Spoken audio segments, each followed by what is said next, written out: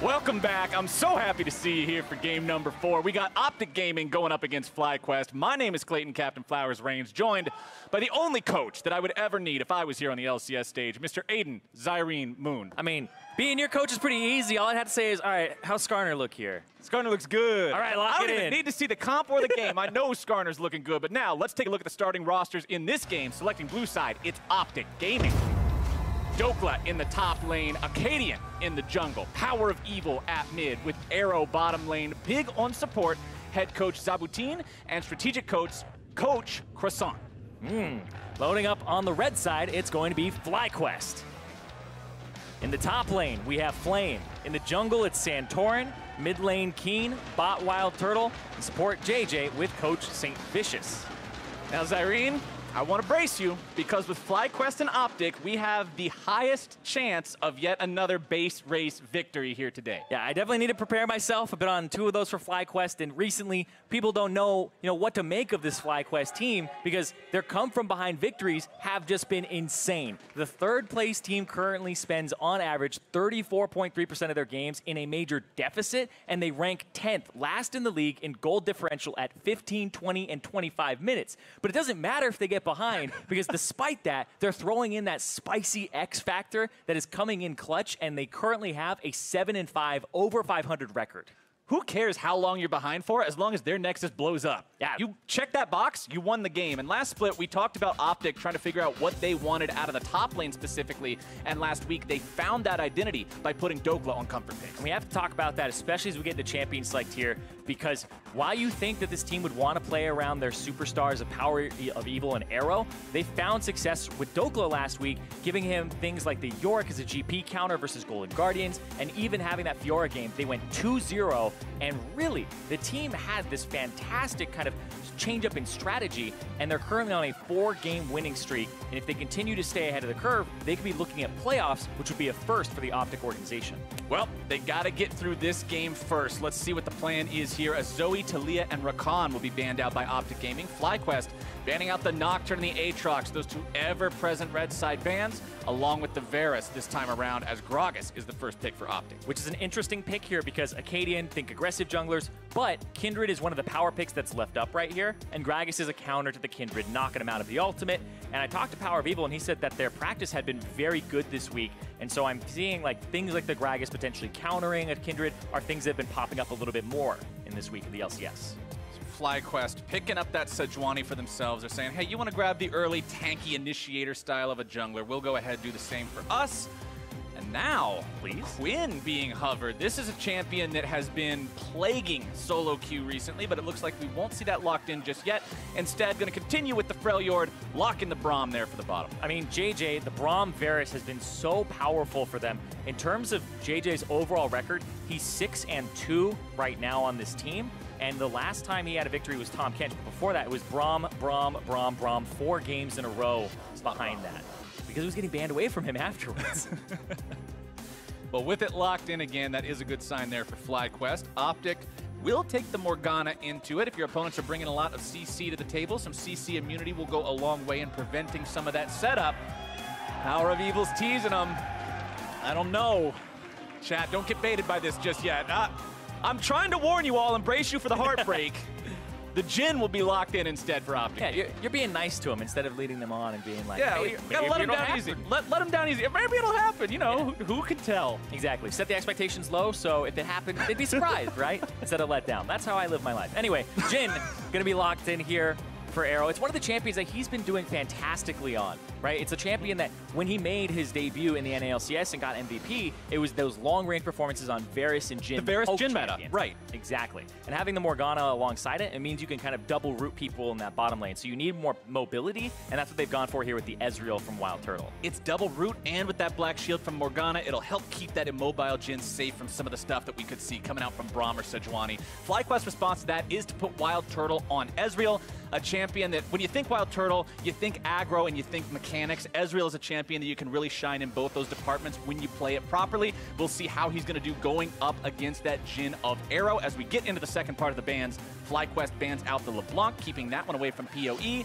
as OpTic decides they don't want to deal with Dr. Mundo this game. Yep, and the Cho'Gath going to be banned away as well. Another champion that we're seeing a lot this week that resurged, because he wasn't really played at all last week in the NALCS. He's just kind of risen up as, hey, we need a tanky top laner. There's a lot of damage in the game of League of Legends in general right now, so having something like a Mundo, a Cho'Gath, these big beef balls in the top lane is very helpful for compositions.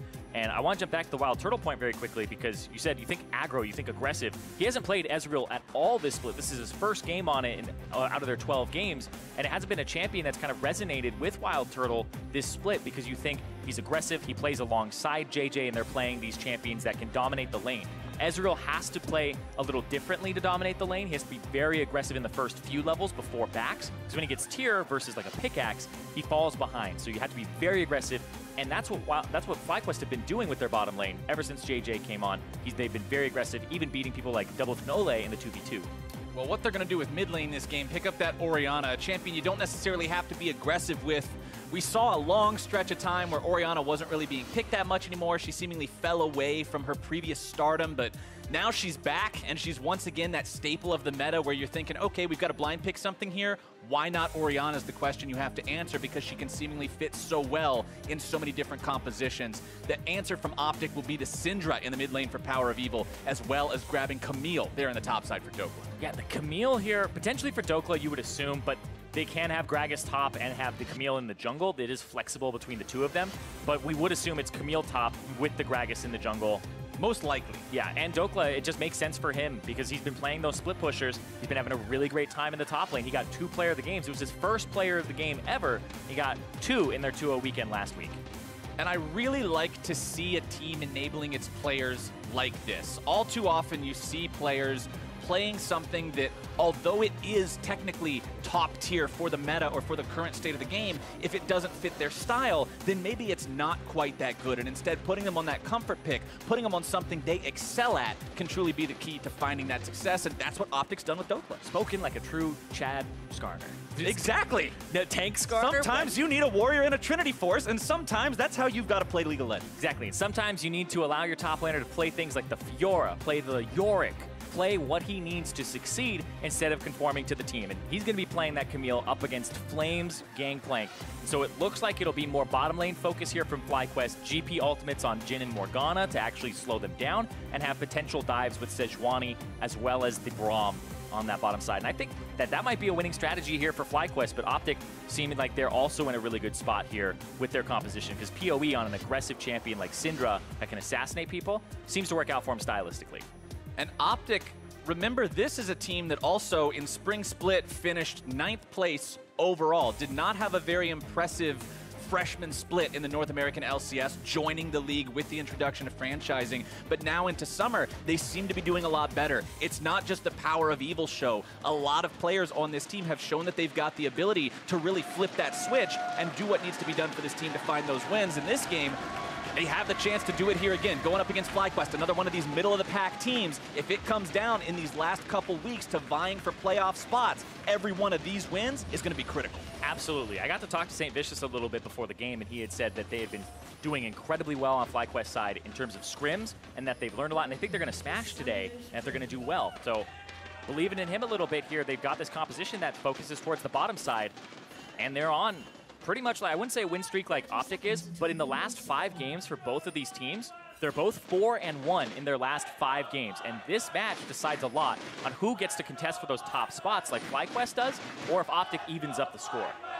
There are a lot of FlyQuest Thundersticks in this arena today, too. You can hear the cheers coming from the crowd at home, and the team has support on site, and we'll see if that support is enough to encourage them towards the Nexus today. They will have to go up against what OpTic is bringing to the table, which is quite a lot of damage potential. If you look at this squad, if you've got a Morgana and a Gragas wandering around in your jungle, a Syndra too, there's so much catch potential. If OpTic's side gets ahead, you're going to have to be so careful on the side of FlyQuest to stop them from just running away with everything. Exactly. There's a lot of long-range pick here on the side of OpTic, so they could pick people off on the side of FlyQuest. You can see Keen even has the cleanse to kind of make sure that that doesn't happen to him, but FlyQuest, the team fighting could come through, and it could be pretty tragic for OpTic. But we'll have to watch here. In particular, I'm watching the bottom lane from FlyQuest. I want to see what Wild Turtle and JJ do once again in this bottom lane. You can see already playing up and aggressive, knowing there's a leash on the bottom side, where Santorin solo went to the top side of the map. So let's see here. First skills actually matter here. If you can get a Braum Q and then an auto and a Q from the Ezreal. Oh, just QQ. Only those, no extra auto. They'll go right back into normal laning stance.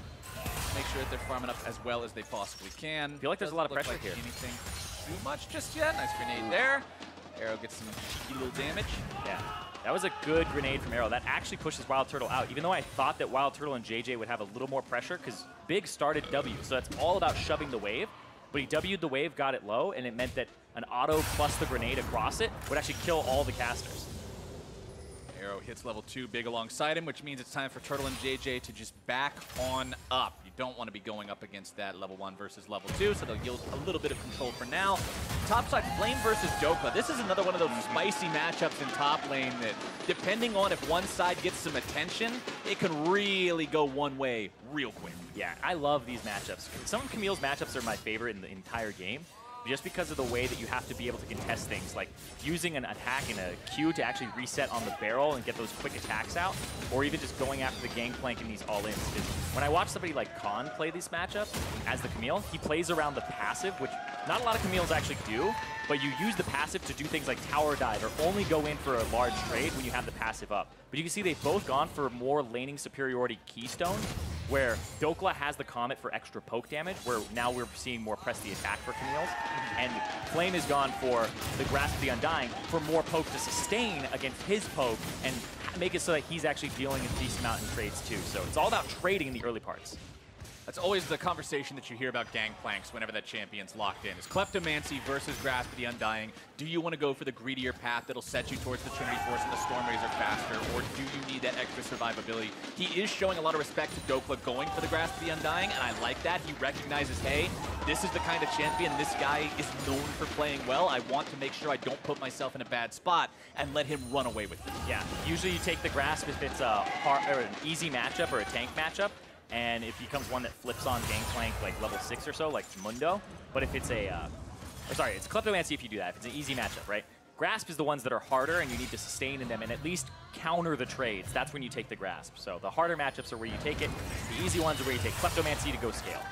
Back to the bottom side where last time we checked in, it was Arrow and Big controlling the lane. Still seems to be the same story being told right now as Turtle stays relatively even in terms of farm. Nice binding, hits Turtle at the very end of the projectile, but he will buffer through it with the E. That's always one of the things that sometimes makes you scratch your head a bit. The Ezreal Arcane shift away, you can get out of things if you buffer it properly with the animation. It's kind of like, it's not quite as thinking emoji as Tristana's rocket jump is, but it's one of the ones in there that you can get out of a lot of things. It's actually the exact same window. It's the quarter-second cast time. So exactly the same window as the Tristana jump. It's just the animation is different, travel time. At least Ezreal's animation is he blinks to a new spot. You're like, ah, okay, Magic did that. Tristana's is she literally jumps. Yeah.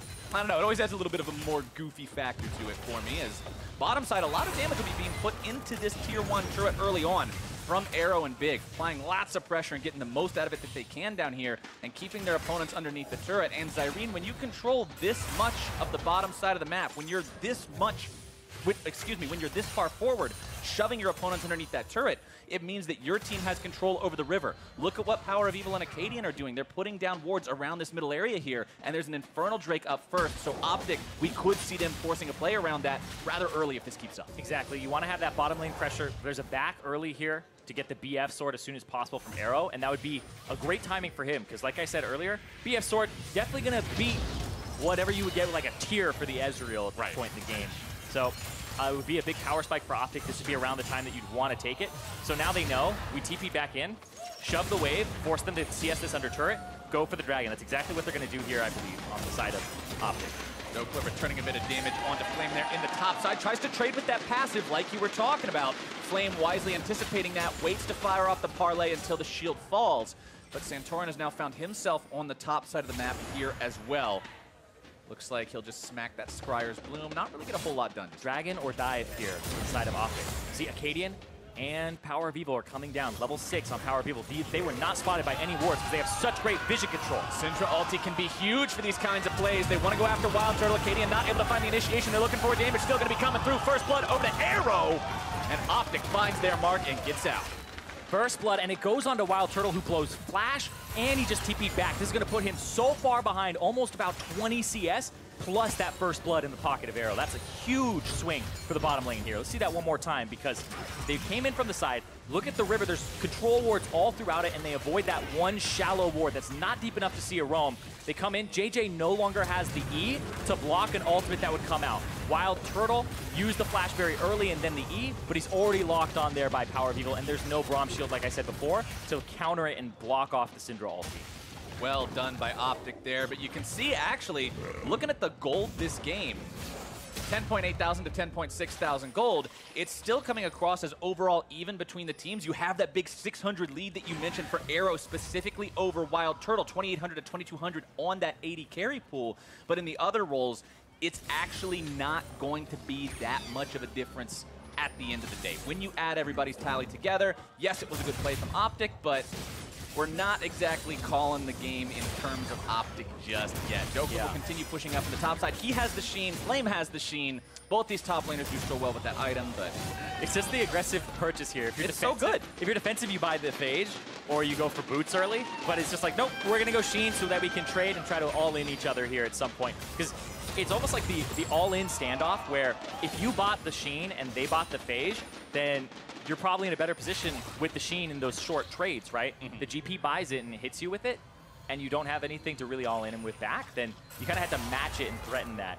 And something I want to talk about here is Power of Evil's build, because he went Corrupting Potion, went for the Ionian Boots of Lucidity for a shorter kind of flash cooldown, but then he has 2 Dark Seals, and he also had a Fairy Charm in his inventory earlier just for mana regen. He sold that already. It was just kind of something to get him through the laning phase. I think it might have given him roam priority to make that play because he can just spend mana over and over again without having to care about it. Fairy Charm is an item as well. Information for anybody who doesn't know it. The item is very cheap to buy. It only costs 125 gold. When you sell it back, you sell it for 88. So you're only losing 37 gold by doing that. You're losing 3/4 of a health potion by buying and then selling back a Fairy Charm. It's really a solid investment if you are trying to use it for that early bit of an edge. Yeah, which if it ends up working out, you can even just CS 2 more minions because of it. It's perfect. But they got a roam off it. They got an assist that's split across 3 people. Now on a first blood. It's going to pay for itself there. FlyQuest now donating that blue buff over to Keen as it spawns for the second time. Acadian moves towards that enemy jungle. He won't be able to really find much else other than a control ward, but he'll clear out some of that vision. You can see OpTic still maintaining that control over that bottom side of the river area there, considering it's near mid lane. They want to make sure that if anybody tries to collapse onto Power of Evil, they can stop that, as well as maintaining priority over that gank path that we saw them use earlier. Yeah, keep that priority. Make sure that you can potentially gank the bottom lane that has no flash over again, but also Infernal Drake, and it's just the way you want to play. You don't want to go towards this gangplank lane with the Camille in it right now, because you're not winning that matchup. You might go for a dive, but it's pretty risky. You want to go to the other side of the map. You want to make something happen there. And their turret is getting knocked down slowly but surely on the side of FlyQuest on that bottom side. So it's the easiest turret to go for, too. And you get that's the thing, is you get massive reward if something works out there. Because you can go Infernal Drake and turret at the same time. While the bottom side of the map does favor OpTic, if we look at the top side here, Flames farming up a storm, 83 compared to 60 in the CS department. And it's not just 83 to 60, it's 83 as Gangplank to 60, which translates to even more gold in the pocket. Flames not really being stopped right now. There's nothing impeding him from becoming that mid to late game Gangplank that has that scaling factor that can tear apart a team. Yeah. Like I said, you don't want to go to the Gangplank in this composition so much because you got an opening bottom and there's an Infernal and a weak turret there. But you kind of want to gank a Gangplank whenever you have the opportunity because he's just massively scaling, and it's almost like he has like 1.2x scaling if you just leave the game as it is, unharassed. And then you kind of, if you gank him, you just put him at like 1x, right? You just got to really shut him down to put it just even further behind. So it's kind of, if you put effort into the Gangplank, you really have to shut him down hard and just keep ganking him. If you can't commit to that strategy, then you just let him scale and you try to— It's the lesser of 2 evils. Exactly. You try to just hard scale a different part of the map, and they have a large advantage, right? BF Sword Swifties versus just mana items in the inventory of Wild Turtle here. He's not adding any extra combat oomph, and they're going to get this turret here because of the early moves they made.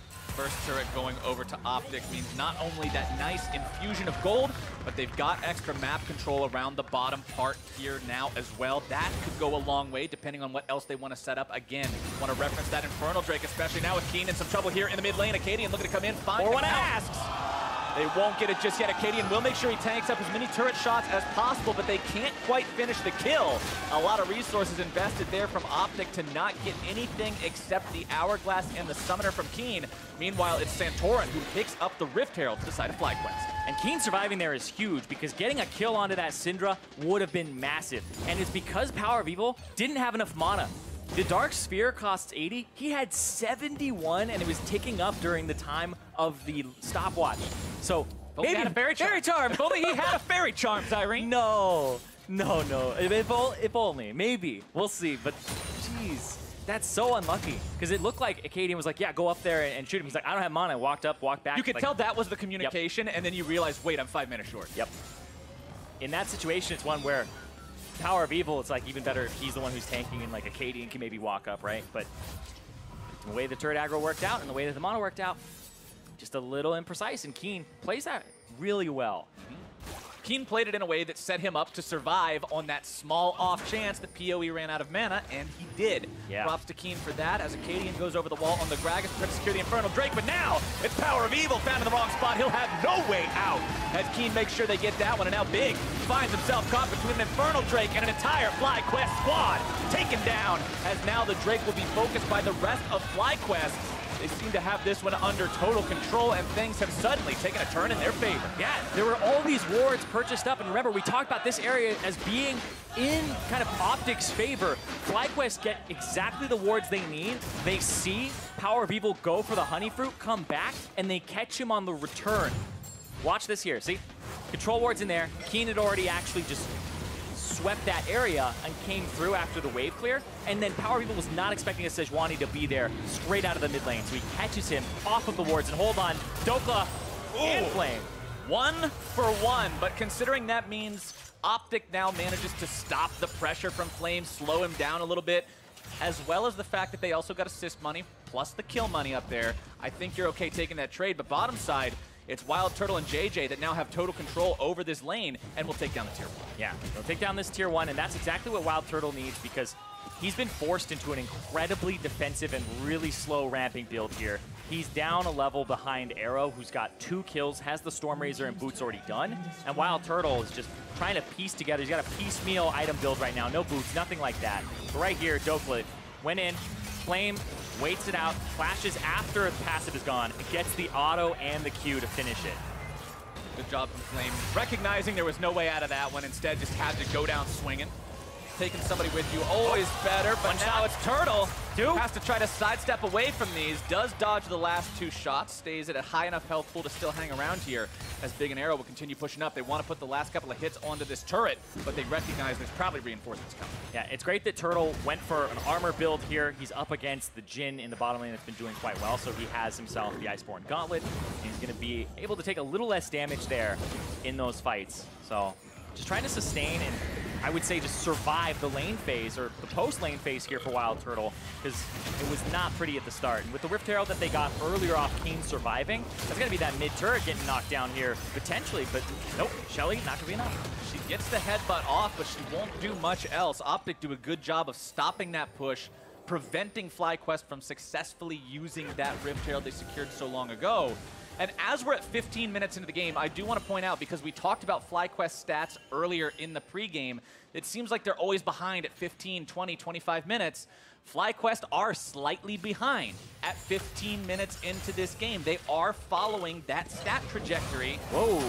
That they've followed so far, as now Keen's going to be taken very low. Dokla over the wall, looking to make the dive happen, finds the ulti, takes him out before the shockwave's able to come through, gets himself away for now, but it's Flame onto the flank, looking to still shut him off from that escape route, and more damage comes through over the wall. Power of Evil looking to stop him, but it's still 1 for 1. The rest of OpTic decide it's time to leave. Yep, 1 for 1, but I actually think the biggest part of this trade is the fact that Arrow's left by himself in the top lane to CS and push this turret, and now they've brought Wild Turtle down from FlyQuest's side to kind of CS a little bit. If they don't get this turret off of this, they actually potentially just gave up that top turret to Jhin.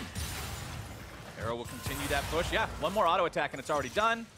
And wow, there we go. Turret destroyed. That's OpTic going up 2 to 1 in terms of turret count. Again, just maintaining such a slight gold lead. Let's see this play mid one more time. Yeah, Santorin Qs, throws out the R, but I feel like the Black Shield would have blocked it anyway. Like, that's actually a good play from Big, because he covered the option if it did hit. And then Dokla is able to get in the back line, plays it perfectly, gets the kill, but Flame is already there to collapse. They get the stun after stun on him with the Sejuani and Braum, and that's all she wrote, and it ends up being a 1-for-1, but OpTic do get the better of it, because now I feel like this is kind of Arrow's game to carry. He's 2-0, he's 20 CS up over Wild Turtle. He's already kind of gone and paid a QSS tax to Sejuani, and so he doesn't have to worry about getting caught out later, and he's still on curve because he's just so far ahead. And we talked about it as well. When Arrow was performing so well, when he was playing in that spring 2017 split and putting up those amazing performances, it was on Varus, it was on Jhin, it was on these longer range style champions that he seemed so comfortable with picking. And like we praised OpTic for putting Dokla on comfort picks, for allowing him to play these split pushers that fit him stylistically, I want to give the same praise to the team for doing this with Arrow and enabling him with this Jhin that he's doing so well. Yeah, this Jhin has been quite a good champion for him as I look back even in the split. They've had him play this Jhin twice already in their 4-game win streak, and before that it was just one time where he went 0-1-2. So overall his Jhin performances even in their loss was quite good. It's positive KDA, a single death. So his Jhin, it checks out when I look at the stats. The numbers are there. We crunched everything, it adds up, the Jhin is good. FlyQuest still going blow for blow with these guys, though. The gold very close between the two teams. Second Infernal Drake will be spawning here in under a minute. Baron under 2. Still only 7 kills between the two teams, so not exactly a bloodbath just yet. But remember, this is OpTic versus FlyQuest. This could end in a base race at the drop of a hat. Oh my god. If anyone's going to drop their hat for some reason. A Nexus rush, anything like that. I mean, I almost threw my hat on the ground when it happened before. Twice! I don't know what I'd say this time. Not again. Not again. Yeah. Just keep adding agains to it as it happens more and more and more. Again. But right now, they're actually just kind of around the Infernal Drake. Dokla shoving the top lane versus Flame. I still feel like this goes in the favor of Flame in this matchup because he got ahead and has the grasp. And now they really don't want to give a second Infernal over to FlyQuest. And in fact, you want the Jhin to have this Infernal Drake. Because FlyQuest are actually technically more powerful than OpTic right now because of the gold. The gold is a little bit in favor of OpTic, but the Infernal Drake's going to lie to you. The Infernal Drake adds up extra gold's worth of stats that is not displayed in the gold comparison. As FlyQuest will move themselves down there, start this objective up. They're daring OpTic to answer. Both top laners have teleport available. Gangplank ulti can also rain down on this one. If FlyQuest decide to do that, Arrow's going to be taken very low. Acadian wants to come in here, tries to throw in the cast, wants to go back into the fight. Instead, it's going to be secured by Santorin. As Acadian tries to get out, the True Shot Barrage comes through. Acadian barely going to be kept alive. Keen wants to find a little bit of damage. Instead, walks a bit too close. Shockwave's going to force the flash away from Power of Evil. Oh, we got Keen! Ball opens up. Keen's going to have that last one body blocked for him, but it's Wild Turtle on the front line. He found the kill! There's one! He ends up giving himself away for it as now the Jhin's coming out. More damage going through as they pop Arrow as well. OpTic have already lost 2. FlyQuest looking to find even more from this one. Santorin barely going to be getting himself away. Flame's still there on the front line. And we will disengage the fight. Woo! Woo! That was insane. That was just everybody is just slamming whatever they can on the keyboard to make it happen. Arrow there, he could have cleaned up that fight. He uses his QSS too early, and then he gets double stunned afterwards. If he had cleansed one of those stuns, he would have been able to get that 4th shot off and potentially get a kill and just reset the fight and start cleaning it up. But let's see that one more time, because he did whatever he could in terms of mechanics. Acadian went in, didn't really get the Drake right here, pressed the W so he takes reduced damage. Would have dropped there, I believe, based on how much he took. Then there's the shot, Arrow backs up, ultis. One shot into Santorin, one into Keen, another one into Santorin. This one goes into Wild Turtle, goes forward, hits him, doesn't finish him off, goes forward, right here. QSS's, and then he gets stunned. Then he gets stunned again by the Braum. Had the crit ready to go if he was able to get that off. That's just a mistiming there. And a panic, because when you have the 3 Braum stacks on you and the 4 Sejuani ones, you're like, I'm going to get Braum stunned now. Mistimes it, because you kind of had to react to it. You did it a little predictively as opposed to reactively.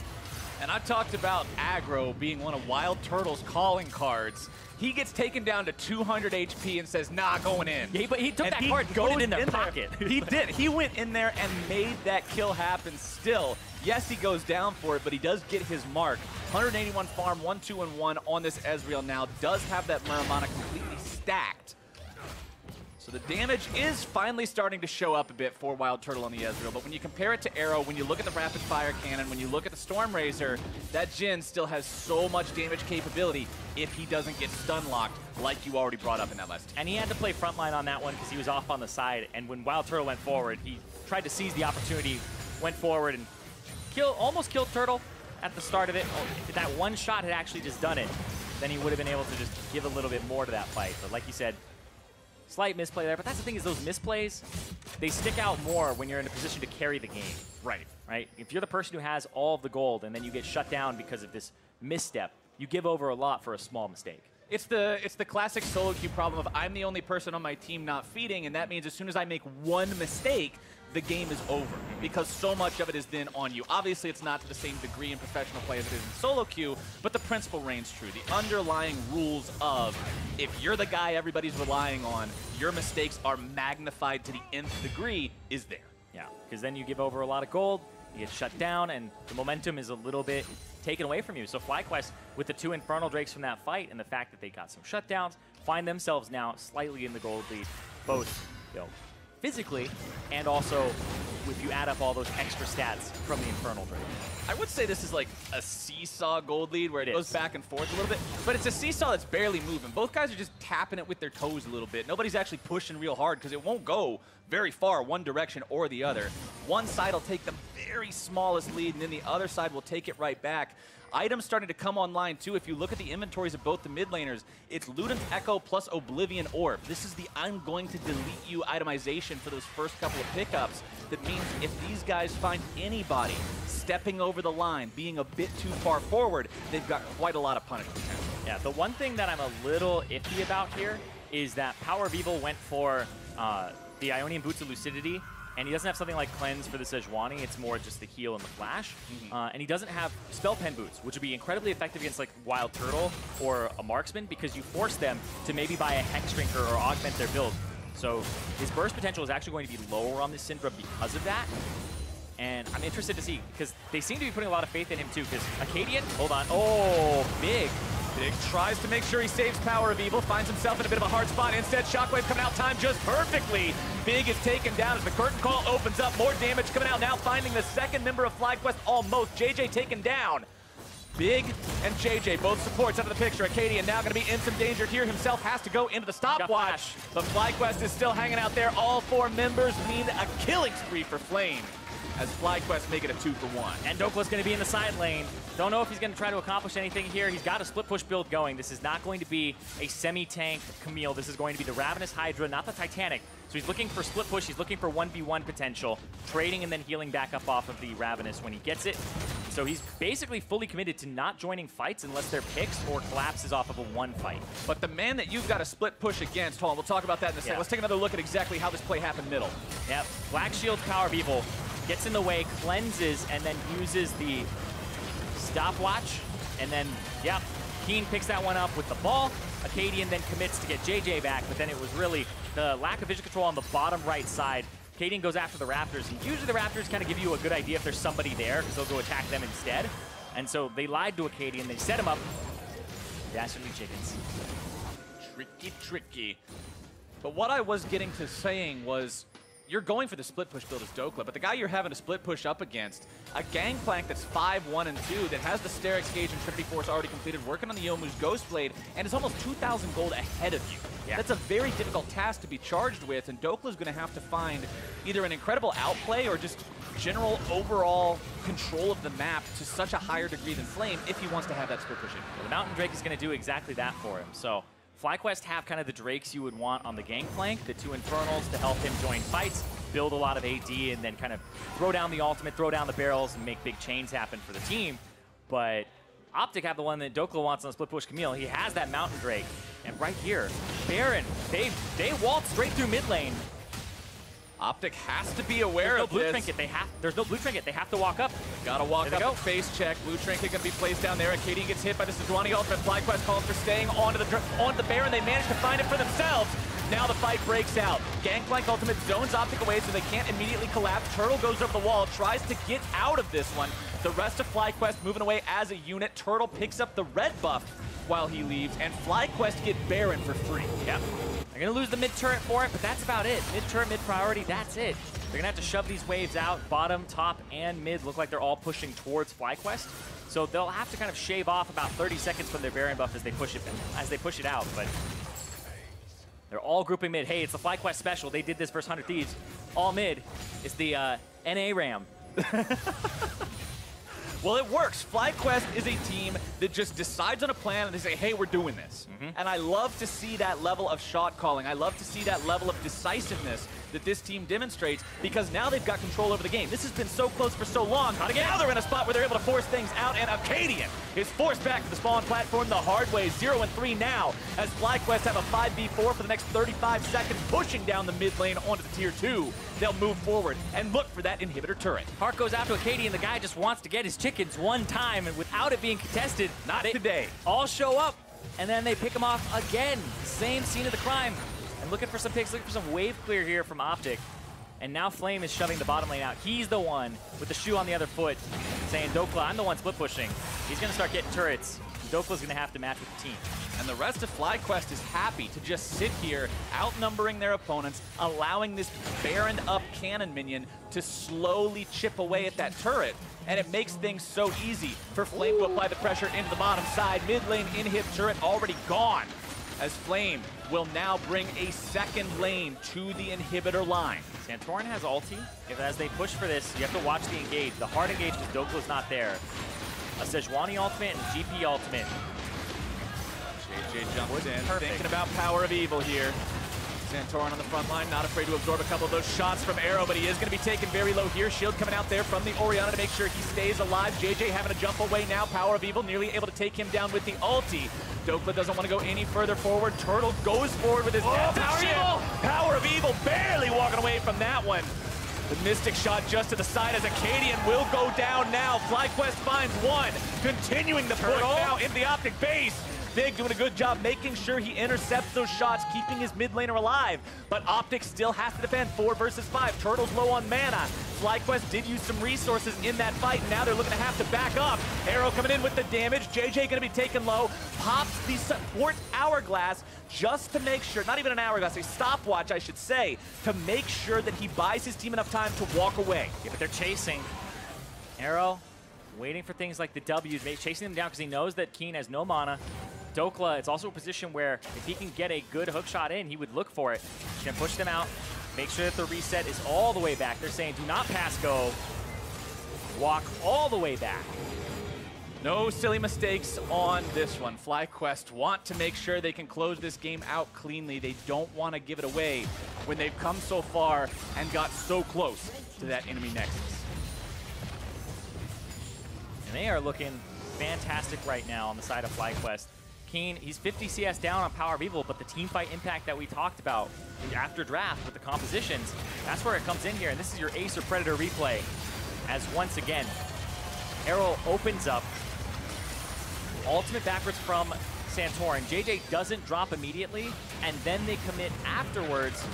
They go back in because Power of Evil went too far forward looking for that. Acadian's body blocking for him. He has to make sure that he doesn't get dropped there by the skill shots coming through. He pays for it.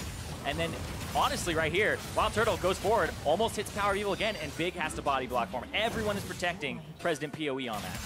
Because if you don't, the game likely could end right there. He's so important for this team. Baron power play of over 3,000 gold there for FlyQuest. They still command about a 5,000 gold lead. Santorin going to take some damage there over the wall, but that's not really the guy you want to invest in hurting.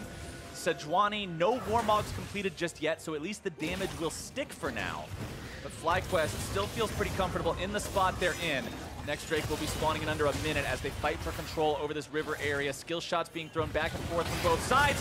Gangplank ultimate coming down as they decide they're going to go ahead and collapse right onto PoE. A little bit more damage will take them down. They do find the shutdown there. Credit going over to Keen as FlyQuest now might be collapsed on, and it's OpTic who found their fight. Flame's going to be taken very low. The Sterix procs, it doesn't even matter. That's going to be the ace for OpTic Gaming.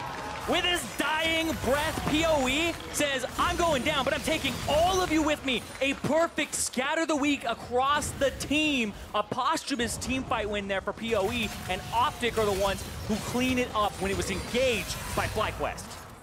This is the episode where the main character dies but takes down the whole enemy legion with him. What an incredible showing there from OpTic to find that fight. Let's take another look. Now, right here, 5 on 5, it's grouped up. PoE just used the scatter of the week. The ultimate comes through from Santorin. They're trying to protect him. He gets away, flashes for the time, throws out the ultimate.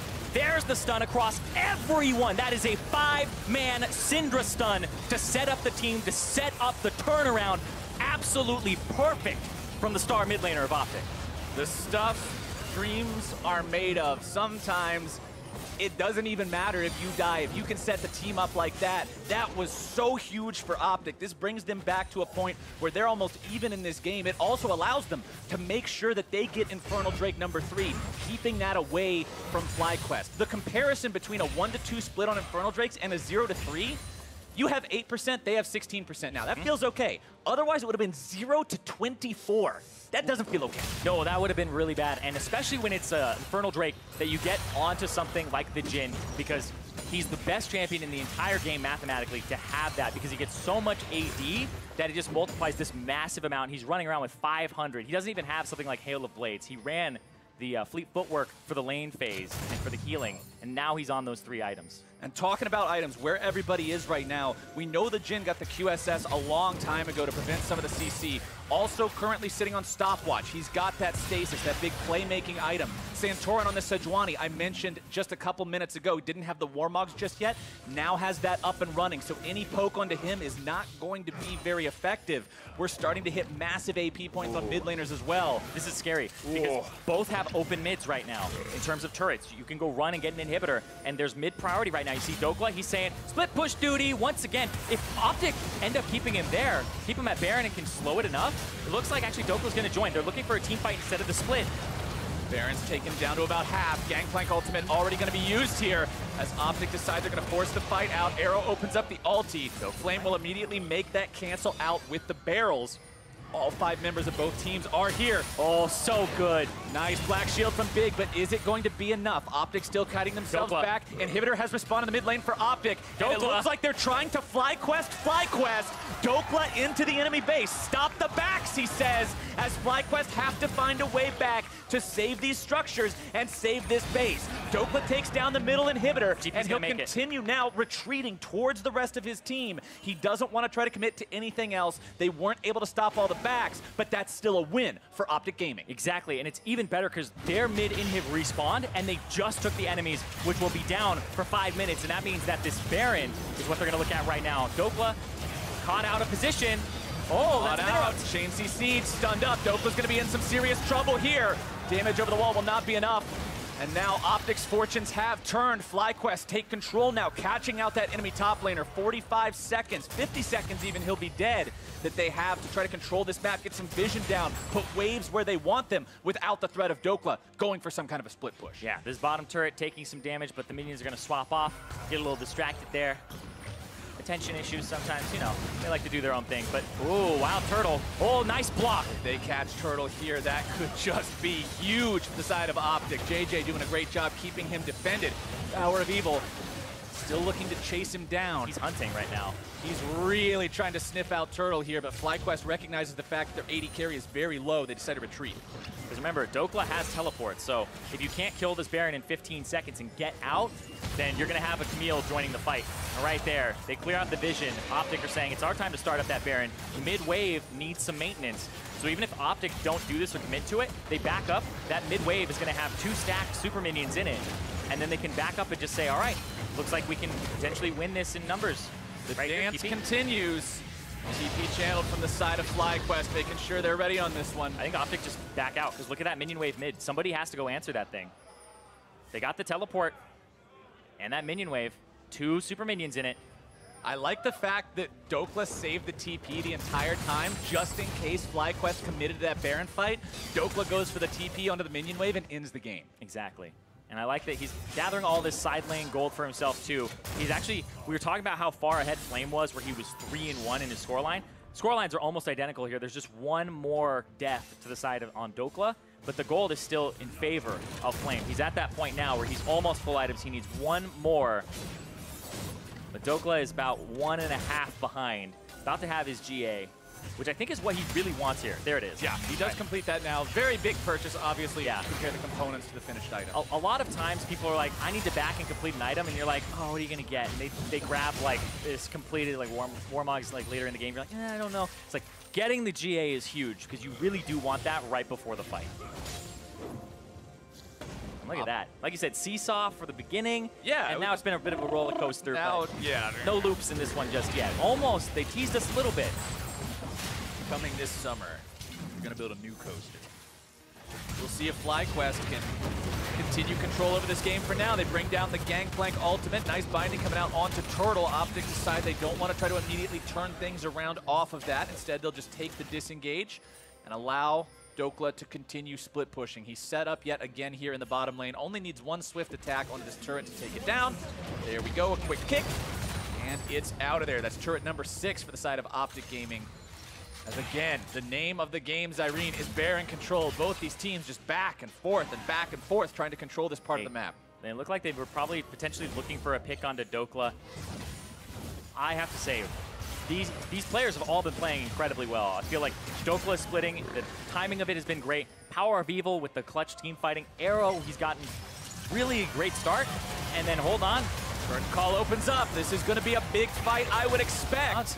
Santorin goes into Gargoyle Stoneplate mode, though, and I'm instantly made a liar as the amount of tankiness on that Sejuani means it's time to just back right away. Yeah, but I also want to talk about Big here. Big has been doing so well this game. He's like the unsung hero of this game. His black shields have actually just shut down the pick composition. Santorin, one of the most frustrating things as a Sejuani player, is playing against a great Morgana player because they can black shield your ultimate every time. Big has Cleanse to get in the way. He has Mikhail's Crucible in case he screws up and doesn't get the black shield in time. So he's just shut down everything and said, we are not going to have these hard engages happen, because that's how you counter split push. You hard engage on the 4 members, and Big is saying, not today, that's not going to happen, and they're going to slowly pull them apart with this composition. Dokla going for the Elder Drake. Remember, Elder Drake is not like Baron. It's actually a very easily soloable objective if you have the right kind of a champion for it. And as you can see, by the health of the Drake compared to the health of the Dokla, this is a very soloable situation. But now, in the middle, it's OpTic who's got to be careful to make sure, again, they don't get collapsed on, they don't get picked off. Black Shield now down. Means FlyQuest might be able to make it happen unless PoE lands another beautiful stun. 4 members of FlyQuest struck by that one, as now they've got to disengage. Their opponents have the Elder Drake, and OpTic recognized the opportunity to maybe make something happen here. This is a big combat buff. Yeah, and they're going to go clear the top wave, clear out the Baron of Vision, and then reset, and Dokla's going to go and assist a wave down bottom, push that one in. How much gold is he sitting on? He's got about 2K right now on this back, so we'll get him a piece of an item. And then I think everybody's just going to walk back. I'll get that top wave, going over to PoE here, as he has that Dark Seal. Still sitting on that. I wonder if it becomes Majai's or if he actually just subs that out. I would imagine. I would think you would sub it out for something. Yeah, because you've only got 8 stacks on it. At this point in the game, if you get more stacks than the 8 and you get to like a Majai's, then you probably won the team fight. You won the team fight that won the game, so you can have your cool 25 stacks while the Nexus blows up. But yeah. Oh, hold on, JJ. Oh, Santorin's not there. If they actually can call this and say he's not there, they'll just be able to smite this. Taken down, Power of Evil gets the secure, and now OpTic, double Uber buff under their belts, ready to go. 3.5 minutes on the Baron, less time on that Elder Drake buff that still has about half the duration remaining. Dokla going to continue split pushing here in the bottom side. And we talked about this guy at the beginning of the game. We talked about OpTic was looking for an answer in the top lane. They seem to have found success, or at least some kind of semblance of it last week with Dokla being on these comfort picks. And now again, the pressure he's supplied this game, his ability to walk down and say, no, I'll just solo the Elder Drake, this is no problem, because this is the kind of champion I'm playing. You don't do that on something like a big tanky dude. Can you imagine Maokai putting enough saplings to kill an Elder Drake? You need a whole tree of them. It just doesn't work. Yeah, and that's the thing we've talked stylistically, right? Start of the season, it's like, okay, what's good? Mage's bottom, traditional marksman, funnel compositions, like what type of funnel? Is it the Kaisa? Like, all these teams are trying different things, and now we're at a point where we're 6 weeks in. OpTic are saying our best strategy is actually split push compositions with Dokla playing as a completely separate member of the team, and everybody else playing disengaged, like things like Gragas and Morgana, and making sure that they can kite him around. Because this 4-man has not been successfully engaged on in a while here, and they've been playing so well around split push strategies, and that's what you want to see, because so many teams will screw it up and get engaged on that 4-man. And right here, you see pulling them apart, turret, inhibitor dropping, and nobody is able to get a clean snap engagement. I am impressed by the macro of OpTic Gaming so far this match. They managed to get themselves a turret. They managed to get themselves an inhib as well, both in the enemy base. And now they'll continue to push here on the top side. Still slightly under 2 minutes left there on the Baron buff. As you can see, the Medjai's was completed for Power of Evil. Decides to go with that. He wants that match history buff of showing, hey, look what I won the game with. And put their names down in the book. Book them, PoE. The Power of Evil Death Note as Dokla's in the bottom part of the map, still continuing the split push. FlyQuest tries to go for the collapse, but yet again, the collapse collapses. It cannot find success when OpTic is being so diligent with their disengage, and now they'll continue pushing towards this last standing inhibitor. FlyQuest has to find some kind of a way to defend here. You give up 3 inhibs, you allow all those super minions, it's going to be a nightmare as Keen can't find anybody with the shockwave. Dokla's able to find the kill onto him. The damage continues pouring through. JJ tries to walk away. He's barely going to hobble himself out as Flame's nearly taken down. Goes into the resurrection from Guardian Angel. It's Dokla in the back line. His own GA may be popped, but the nexus for FlyQuest will be the same as OpTic marches the entire 5-man squad straight towards the enemy base. They found the nexus. They found the win. OpTic keep the streak alive. They are now on a 5-0 streak. An insane amount of games to win in a row here, especially in this split that has been topsy-turvy. They have 5 wins. Last split, they were 9th place and had just that throughout all 9 weeks. And they've gotten these 5 in a row. That is insane. What an awesome showing from OpTic as a team. From Power of Evil's 5-man dying breath stun to Big's constant protection of anyone who might get jumped on by FlyQuest to Dokla's immaculate split pushing. This team played like a team who had a plan, they knew exactly what it was, and they refused to compromise on it. They executed what they knew they needed to do, and that's why they deserve the win. OpTic, last split, they were second to last. Now they're tied for 2nd place right now with 100 Thieves and Echo Fox. That is insane to think about here. OpTic Gaming have really turned it around. These 5 games in a row for them, where they have taken down opponents like TSM, like Golden Guardians, who are near them in the standings, and they have done such a good job of finding what works for them, and they're playing things pretty slow, but methodical, and you see the rhyme to their reason there. And it's so fun watching teams figure that out and sort of get their own niche in a split where that is more important than ever. In a time where the meta has been shaken up far more than in the past, you've got to find what you're good at. You can't just see, oh, the best way to play the game right now is lane swaps, or the best way to play the game right now is this or that. We just copy that. You got to find your own path. And OpTic seem to be finding that success right now, doing what they're doing with Dokla and allowing Power of Evil to be this wave clear and allowing Big to protect the team like he has. But to get some more insight on the win, let's hand it over to Dash and the analysts. Thank you very much, Captain Flowers. First off, we're welcoming Solo to the desk to help us break down this one. But in actuality, I think I want to have a larger conversation because at the top of the day, we pitted 3 teams against 3 teams in a large discussion around our last place spring split teams, 2 of which just played on stage here against the likes of TSM, C9, CLG, these old powerhouse teams where the expectation is so great. And so with an entire season's worth of evidence and this game where they're up against each other, I kind of want to dive back into that conversation about how do we assess the power level of our teams in the LCS, especially in a year like this where the parity and the win rates of these teams are so much closer than normal. Exactly, and I think what happens a lot of the time, especially when I'm watching an OpTic versus FlyQuest game, is you remember what they were like in Spring Split.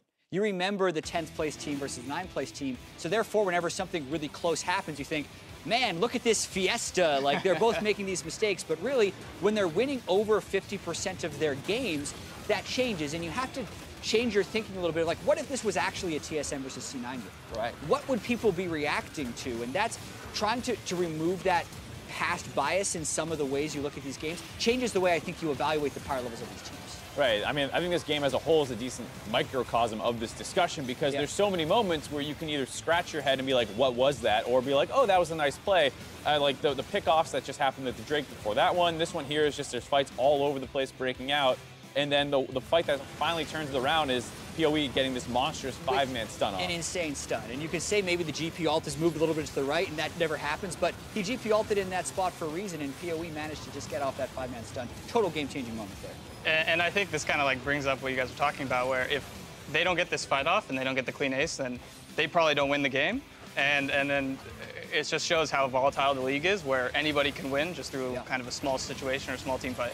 All right, and you can probably, and somewhat unfortunately, attest to this in the opposite way, only because your team, right, better performance in spring as you are giving right now in summer, but again, so much of the conversation around Clutch right now is with that spring split as the context to, well, they're underperforming now, or, well, they're worse now because their record is worse.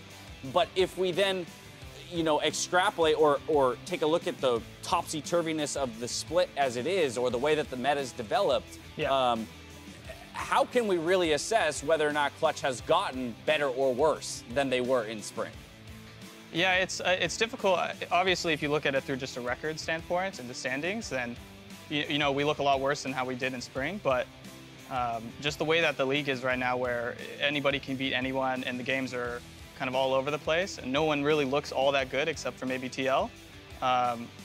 It's like you can have a split like we're having now, where you're kind of just struggling to find those wins and struggling to be consistent, and you can end up kind of, you know, in last place. Yeah, and we were talking about this during the game. Even though this game had that incredibly clutch Power Evo 5-man stun moment, it became one of those 10 minutes of getting mid priority, making sure waves are in the right spot, controlling vision, and going for Baron. And it feels like there's a lot of games that get stuck there, right? 100 Thieves is probably the best at breaking that from being stuck there and the most consistent to do it.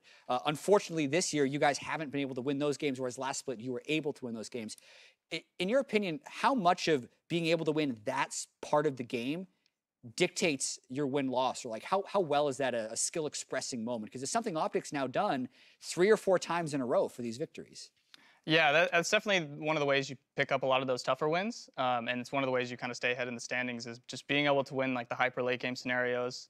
I think kind of the product of it is just that not a lot of teams have like a great amount of discipline, especially when it comes to late game macro, and it's difficult just to be able to control situations and be able to get the fights that you want to do. And we saw that game that FlyQuest is really trying to start a fight in mid lane, and they're trying to catch PoE, but they're just unable to do it because they don't have the proper setup, they don't have the proper vision control, and then they end up just like starting a desperate fight and losing because of it. Yeah, and that's kept snowballing around the Baron too, where like Dokla, once again, second game in a row, just charged up middle and took a mid inhib. Didn't end the game this time, but it's one of those things where it's like that discipline you're talking about to always shove your mid wave, make sure that's pushed up, and you skip that step one time and suddenly you're down an inhib. So it's one of those things where a lot of teams are getting, like you said, bogged down in this mid game where 100 Thieves might be the best at it, but TSM plays a similar way, Clutch has been playing a similar way, FlyQuest has been playing a similar way, and that's almost half your league playing that way. So as opposed to setting the conversation around determining whether or not any of these teams are good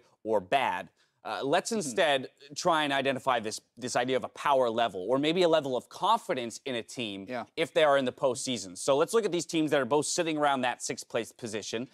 They might finish anywhere from 4th to 6th place, which means that they will have a best of 5 in that very first quarterfinal week. What is your overall confidence level right now that one of these teams, either OpTic or FlyQuest, would come away with a victory in that first quarterfinal? Yeah, so confidence level-wise, I would have more confidence in Cloud9 than either FlyQuest and OpTic right now, even though FlyQuest and OpTic are higher in the standings, because I feel like fewer of C9's games are coming down to these incredibly close moments where I feel like OpTic, of course OpTic's performed great in those moments. I would say they're probably like 5-1 in those tight moments. I feel like C9 is probably like 2-4 in those moments, but then C9 has won more games outright, but with a 10,000 gold snowball or 15,000 gold snowball. So therefore, power ranking, I would put C9 a little bit higher. And then how about this? Just now that we have the standings out in front of us so we can kind of put some numbers to the image. Again, the idea that only 2 wins separates our first place team from FlyQuest and OpTic Gaming. again, I return to this idea of, well, if I had an 11-1 team, then all of a sudden 7-6 doesn't seem so great because we're 4 wins out. But 7-6, where in any other split we'd say, ooh, this team is, you know, middle of the pack, very much struggling. I don't feel like that's the case this time around. No, and I think it goes back to another thing we were talking about at the top of the day, where it's hard to get excited about a team in that situation, where like that's the 4th place match that just happened. Very back and forth, exciting, tense match, but not like this team was doing all these great steps and the other team was countering like that. I think the C9 game today was a better example of that, to your point. And so I think at least this weird situation for a viewer to be like, that's the 4th place match right there. These are our 4th best teams. Do you, Solo, think that the standings being as close as they are is more indicative of the power level of the teams being, you know, more equivalent and or, you know, close together, or more indicative of the way that the game of League of Legends is played right now and kind of the topsy-turvy nature of how wins can come? Yeah, League is definitely more in a volatile state, whether it be through draft or just the gameplay. But I think that when you have this much parity, I think you look at the games and it seems like teams are like losing the games more than other teams are winning. Like outside of Cloud9 and Echo Fox, and to a lesser extent TL, all the other teams kind of just seem to fall into their wins instead of like dominating the whole entire game and closing out cleanly and really like putting out a convincing win. So that can, again, kind of play into this idea of it, where you struggle to say, okay, I'm now willing to say they're great. I'm on the train. This was like predicting Clutch Gaming in Spring Split. The line! It's really similar. I totally get it. I totally get it. It's tough because, like a lot of the wins just, you know, it doesn't seem like they're crushing. It doesn't seem like they're, you know, in control. Right. It seems like, wow, they found a way to win, or wow, like, I can't believe the other team did this and they got Baron, or I can't believe the other team did this and they got the base race them. So, you know, it's fun to watch a lot of the times because, I mean, it makes the league really interesting and, you know, anybody can win. Right. But it's hard to tell, you know, how good a team is when a lot of their wins come from this. Hard to analyze, but fun to watch. Yeah. I'm all right with that. All right, thank you very much, Solo, for joining us on this segment. We've got one more game headed your way before we call it a day. TSM look to break the losing streak versus Golden Guardians. You won't want to miss it. Now or never.